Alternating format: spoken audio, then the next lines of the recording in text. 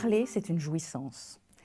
On l'a vu tout à l'heure avec le non. Dire non, c'est une jouissance parce que c'est un pouvoir. Mais quand on se rend compte qu'on peut mobiliser la conversation, occuper l'espace et notamment mobiliser les parents par la parole, c'est aussi une façon de prendre le pouvoir. Et quand l'enfant a 3-4 ans, qui commence à bien parler, il a en même temps une curiosité sur la vie et il a un langage qui fonctionne bien. Et alors il va commencer à demander pourquoi. Alors les premiers pourquoi, c'est des vrais pourquoi. Et puis les derniers, c'est la machine à pourquoi qui s'emballe. C'est-à-dire que pourquoi le ciel il est bleu? Alors déjà c'est pas simple, mais enfin vous essayez d'expliquer l'atmosphère et tout. Oui, mais pourquoi il y a de l'atmosphère? Mais parce qu'il y a de l'air. Oui, mais pourquoi? Et on n'en finit plus jamais parce qu'on se rend compte que ce qu'il cherche, c'est à vous coincer. Alors s'il cherche juste à vous coincer et que ça s'emballe, il y a deux façons de s'en sortir. D'abord par lui dire, bah écoute, j'en sais rien, ou de lui dire, et toi, qu'est-ce que t'en penses? C'est-à-dire que vous lui renvoyez ses pourquoi. Mais d'une manière générale, c'est quand même bien dommage de ne pas jouer un peu au pourquoi, parce que c'est la curiosité de l'enfant qui s'ouvre. L'enfant a envie de connaître le monde, il est curieux du monde, il a une vraie curiosité scientifique. Et c'est drôlement intéressant de commencer à discuter avec lui. Moi, je trouve intéressant quand même de lui dire, mais toi, qu'est-ce que t'en penses? Parce qu'on s'aperçoit que l'enfant a une théorie sur tout. En fait, il a une théorie sur pourquoi le ciel est bleu, et pourquoi il y a ceci, il y a cela, et pourquoi on travaille certains jours et pas d'autres, etc. Il a des idées sur tout, et c'est drôlement rigolo pour lui répondre de partir de sa propre conception du monde. De dire, bah, écoute, c'est pas idiot, mais c'est pas exactement comme ça que ça se passe, etc. Hein, ça peut être tout à fait intéressant. La difficulté vient du fait qu'il y a des questions qui nous mettent mal à l'aise.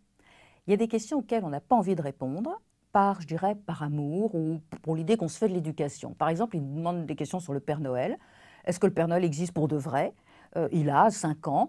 On a envie de protéger un peu la magie, alors on va lui dire oui, oui, il existe pour de vrai. C'est-à-dire qu'on va lui mentir. Moi, je suis un peu gênée avec ça, parce que je pense que c'est jamais bon de mentir à un enfant, et qu'il y a toujours une façon de répondre à ces questions sans mentir. Voyez, et sans pour autant dire tout le vrai. Par exemple, on peut lui répondre, bah, écoute, on dirait en tout cas, il y en a un au centre commercial, ou en tout cas, on dirait bien qu'il existe, parce que regarde, on a des petits livres, mais peut-être qu'il n'existe pas pour de vrai comme toi et moi, peut-être qu'il existe comme Blanche-Neige, on ne sait pas. Hein? Donc on peut tout à fait à un enfant de cet âge-là expliquer qu'il y a différents niveaux, différentes façons d'exister, ou de lui dire, et toi, qu'est-ce que t'en penses? Ben, moi, je pense qu'il existe vraiment, hein, parce que j'en ai des cadeaux. Ben, tu vois. Vous voyez, il y a toujours une façon de ne pas mentir, mais de répondre à l'enfant. Alors l'autre type de questions qui nous mettent mal à l'aise, c'est celles où on n'a pas envie de répondre pour le protéger, ou parce qu'on ne sait pas comment répondre. Par exemple, les questions sur la mort. Mais où il est parti, le chat, maintenant?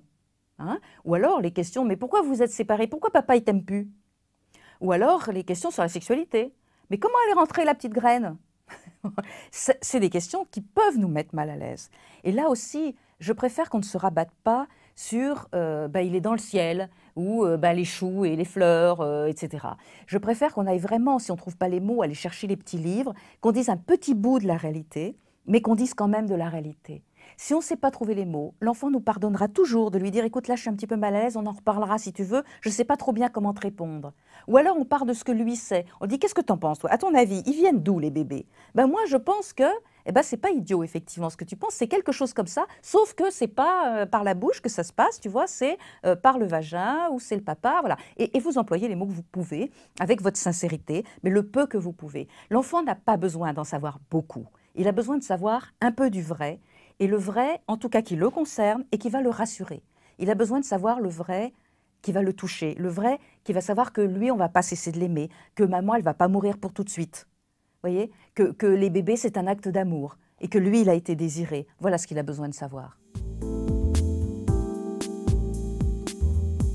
Et puis, il y a toutes les questions scientifiques, où ce n'est pas qu'elles nous mettent mal à l'aise, c'est qu'on ne sait pas. Voilà, pourquoi le ciel est bleu? Moi, certainement, je ne sais pas.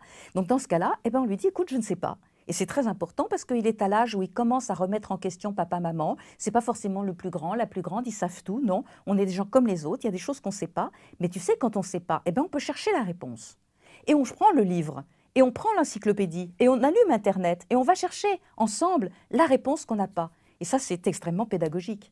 C'est beaucoup plus important de lui montrer que quand on ne sait pas, on va chercher, et on trouve généralement, que d'essayer d'être celui qui sait tout.